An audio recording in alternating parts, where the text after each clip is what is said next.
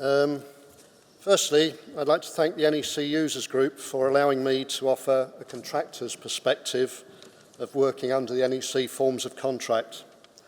Over the years, I've listened to very many employer-client organisations explaining how they wish to use NEC to remove the problems of the past. And I assure you that contractors also wish to remove the problems of the past.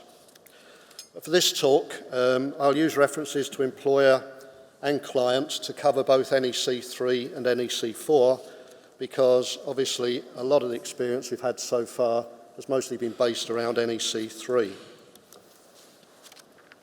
Firstly, a disclaimer so that I can continue in work. The views that are going to be expressed are not necessarily those of my employers. I've used my position within ICES to contact a lot of people in large infrastructure organisations, so it's our collective thoughts and experiences from that. So, collaboration. Well, I've heard the term collaboration used a lot in connection with NEC contract, but what does it mean? There are dictionary definitions that cover a wide spectrum, and indeed, many of them go a lot further than I suspect that the users think, particularly perhaps when you look at amalgamate, integrate, associate. But there are also some less desirable meanings.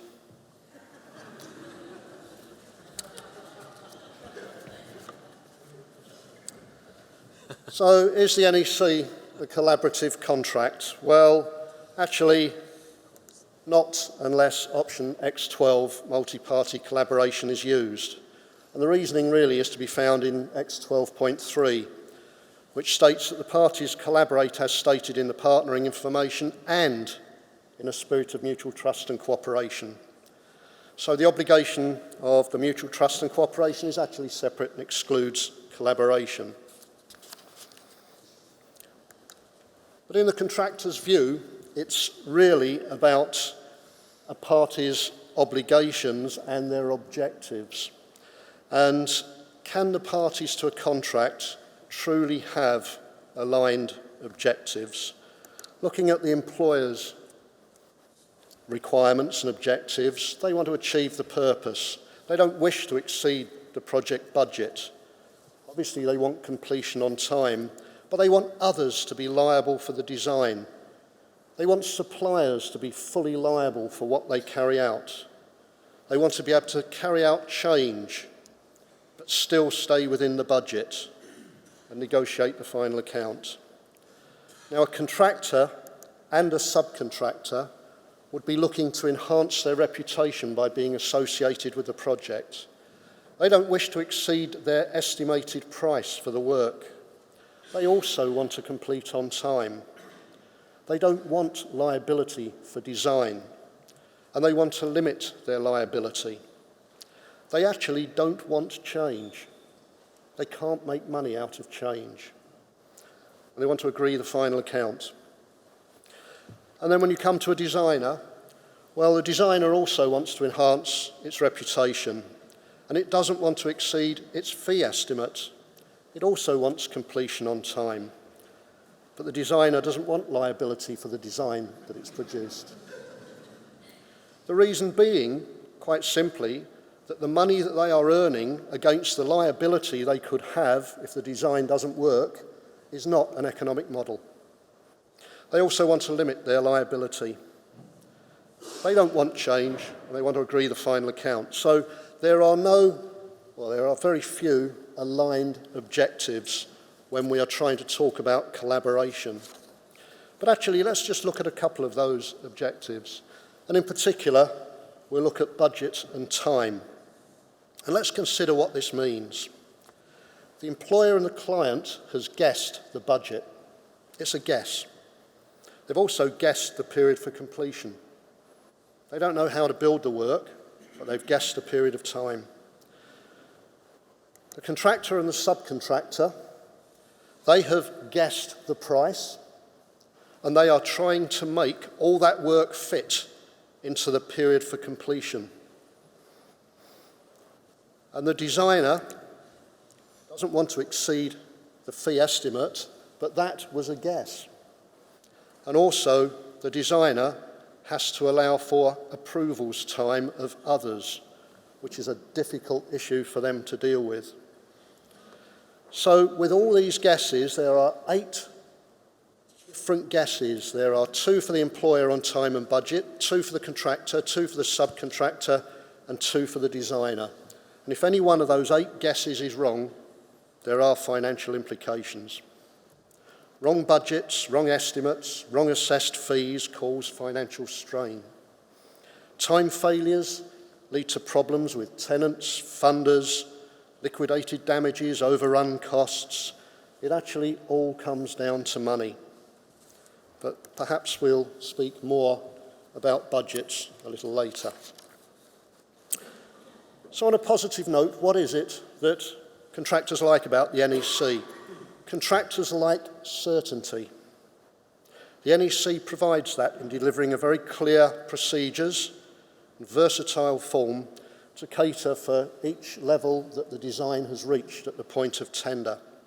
So as the NEC states in its contract, it's a clear and simple document using language and a structure which is straightforward and easily understood. And contractors agree with that.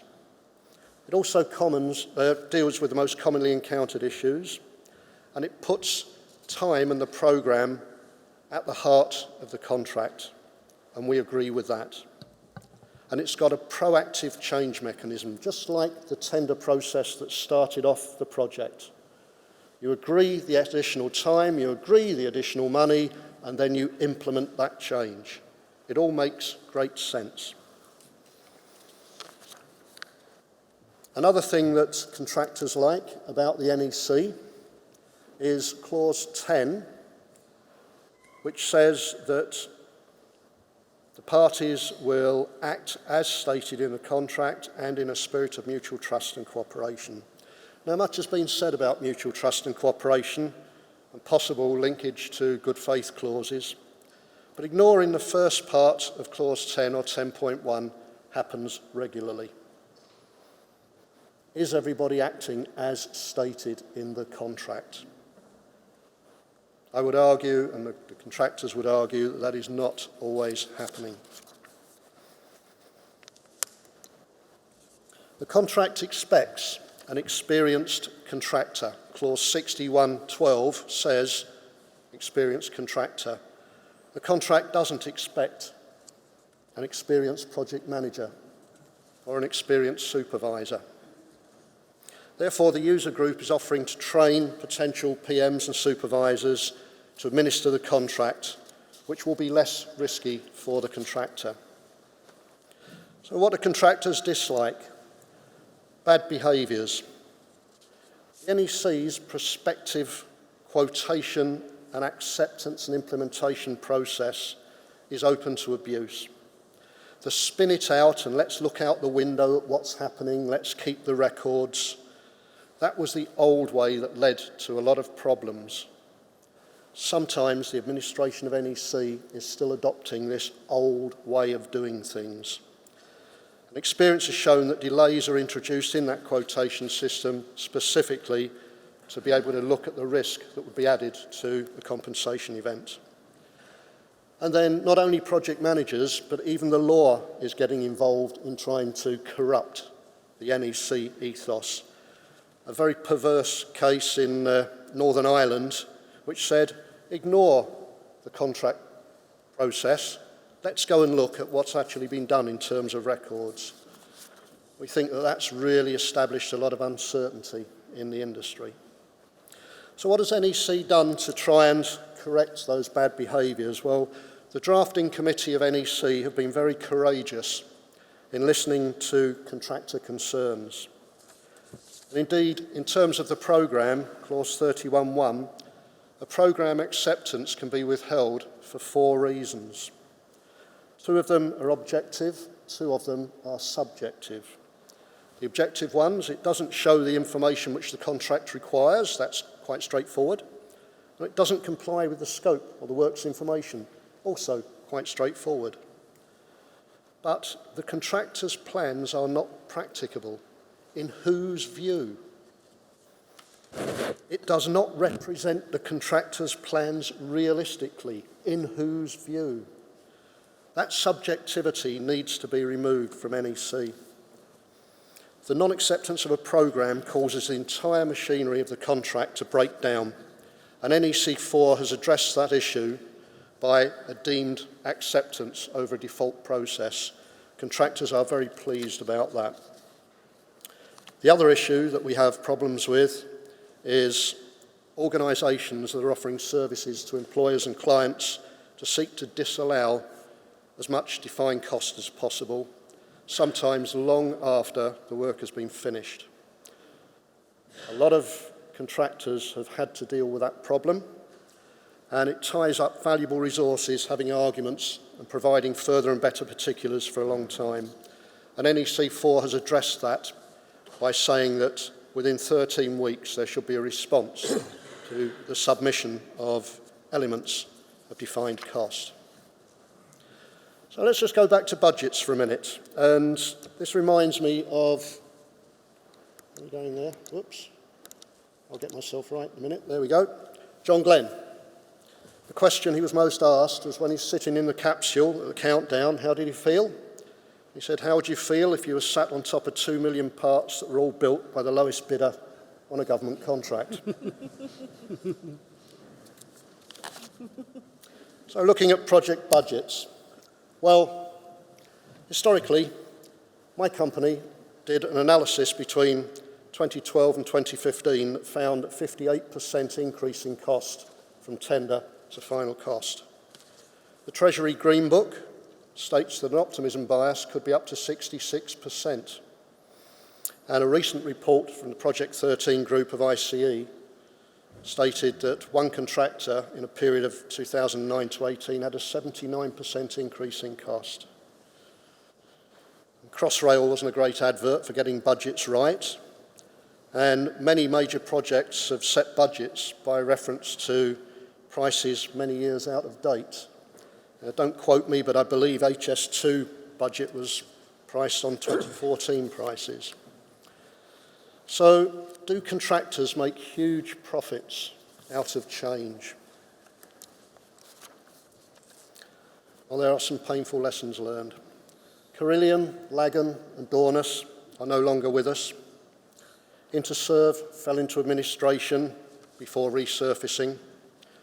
Lang, Kier, Galliford Try have had well-publicised financial problems, and Amy's Spanish parent is looking to sell them. So maybe contracting isn't so attractive. Do contractors make huge profits? Well, in 2017, contracting accounted for £32 billion worth of turnover, and the top 10 contractors lost £55 million.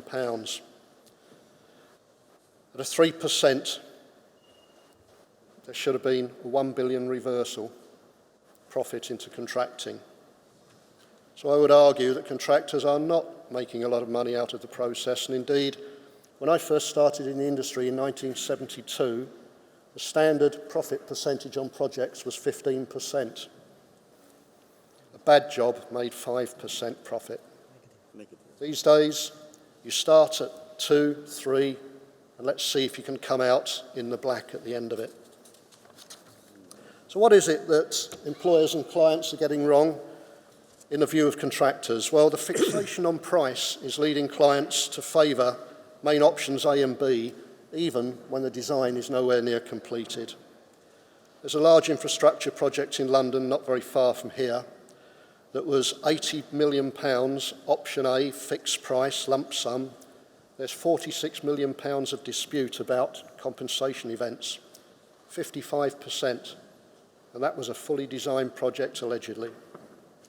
Surely that's what target cost projects are there for.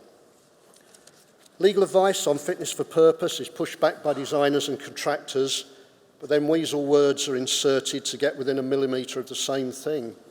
But a lot of employers and clients struggle to actually define the purpose that's meaningful to a contractor. Building a bridge over a railway, we asked for the purpose. After coming back to us a week later, the purpose apparently was to run trains down the track every 17 minutes. Well, our bridge was fit for that purpose. And reducing contract timescales and time barring contractors' rights, that's not very collaborative, is it? One particular project during the tender period required the contractor to rip apart the indicative design, to check its integrity and then take full liability for that design. That's a transfer of liability elsewhere. On a recent £70 million project, 2 of the 4 bidders dropped out during the tender dialogue. If one other bidder had dropped out, the whole process would have had to start again. A waste of a hell of a lot of money. There's a very recent work carried out by Rob Gerrard and Patrick Waterhouse, both of whom are in the audience today. They're commenting on the misuse of Z clauses. Now, I could spend days and days talking about Z clauses to you, but really what has been said there I think is quite correct. That the existence of Z clauses does not guarantee the delivery of a successful project. And it cites the usual trick of reducing the contractor's response times in the notification of a compensation event before that is time barred. I asked that question of a few of my colleagues, and I was inundated with responses from them. This was one of them. Notify a compensation event not within 8 weeks, but within 4 weeks, and not just becoming aware, but ought reasonably to have become aware. Well, exactly what's behind there, and that uncertainty really hasn't helped at all. Why halve the notice period and put that subjectivity in? And exactly what's behind clause 64, I really don't know, it beats me. You've got to define prudent, you've got to define commercial steps, you've got to define minimise, you've got to define impact, and why would you take any of those actions for a potential compensation event?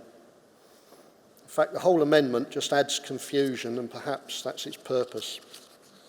The NEC has got early warning process, a risk or early warning register, early warning meetings to deal with all those issues. Why do we have to start putting words into the contract that confuse?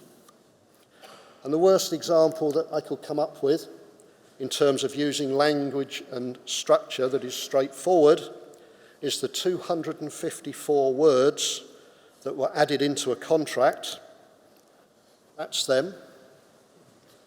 And it basically says that each tenderer, before entering the contract, should dig trial holes along live railways, wander along the miles of tracks carrying out a conditions survey, fully acquaint themselves of all the risks, all the contingencies, and all other circumstances which might influence or affect the execution of the works.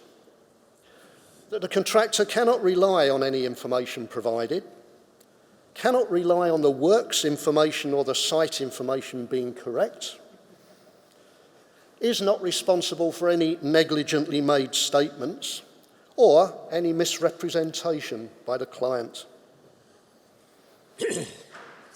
And by the way, in order to get automatic project manager acceptance of any subcontractor, the subcontract documents have got to be NEC based and contain all the additional clauses.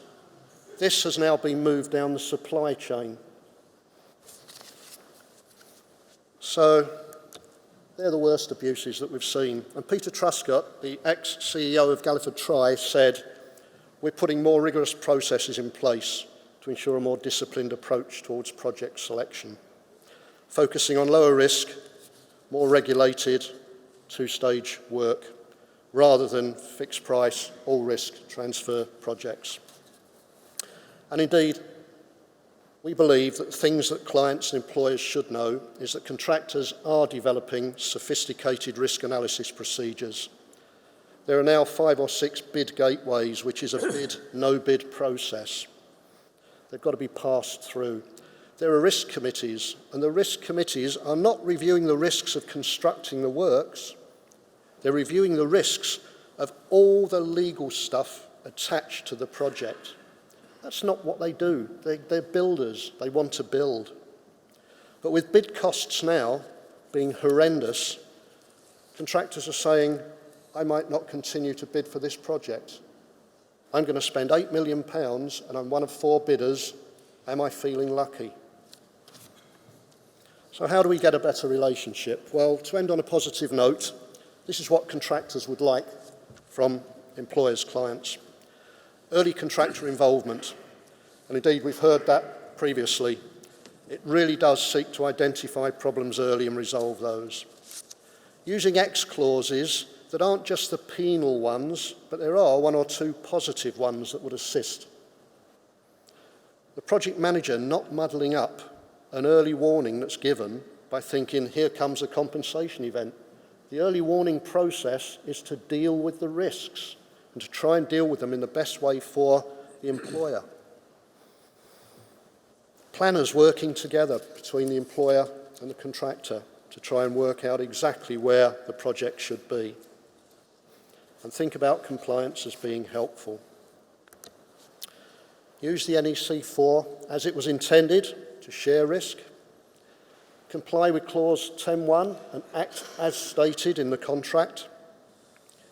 Be aware that contractors will walk away, and indeed it's very hard to find a contractor now that's prepared to take on energy from waste projects. Contractors want to be associated with a successful project and they want to make a reasonable profit for so doing. Projects can't be delivered without contractors and subcontractors. We've got vast experience and we can help employers and clients to successfully deliver their projects. So trust us, we want to help. And Tony Bingham's thoughts in the foreword to Rob and Patrick's book. The builder just wants to get on with building. Spending time trying to operate a contract in the muck and bullets of construction is not a priority. So thank you for listening to me. Thank you very much, Ian.